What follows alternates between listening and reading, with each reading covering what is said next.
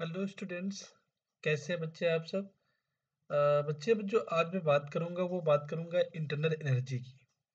और internal energy को हम यू से रिप्रेजेंट करते हैं या फिर इसको हम ई से रिप्रेजेंट करते हैं।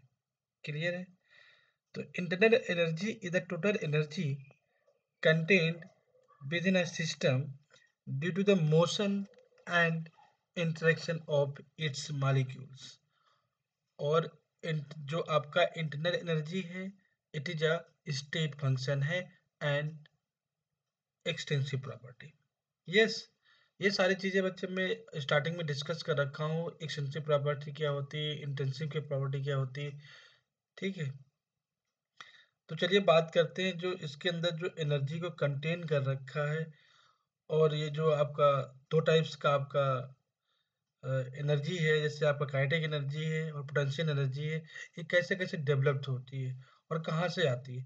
तो फर्स्ट बात करेंगे kinetic energy of molecule.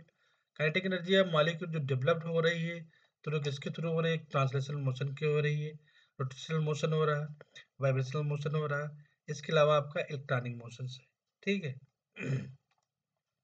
Next जो आपका पोटेंशियल एनर्जी है, पोटेंशियल एनर्जी जो डेवलप होती है इंटरमॉलिक्यूलर फोर्सेस बिटवीन जो भी आपके मॉलिक्यूल्स होते हैं उससे होती है। दूसरा आपका जो केमिकल बॉन्ड है। ठीक है। थर्ड वन आपका position of atom with in molecule, उसके वजह से भी आपकी पोटेंशियल एनर्जी डेवलप होती है।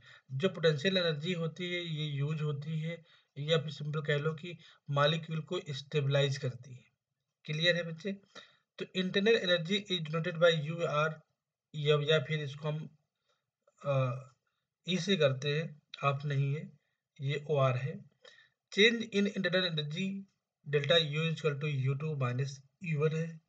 According to first law of thermodynamics D U equal to Q plus W, where Q आपका heat absorb by the system है और जो डब्ल्यू आपका है वर्क डन बाय द अंदर सिस्टम।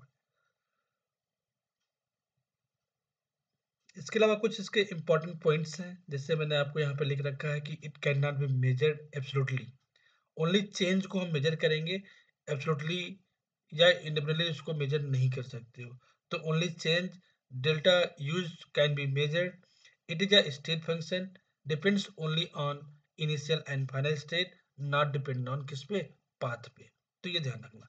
इसके अलावा बच्चे ये आपका ये फॉर एन आइसोलेटेड सिस्टम के लिए डेल्टा यू क्या होगा, जीरो होगा। एनर्जी रिमेन्स क्या होगी, कांस्टेंट होगी। Increase when heat is absorb और work done on the system. Clear है बच्चे। तो ये कुछ इसके इंपॉर्टेंट पॉइंट थे, ये भी मैंने लिख दिया। Thank you guys.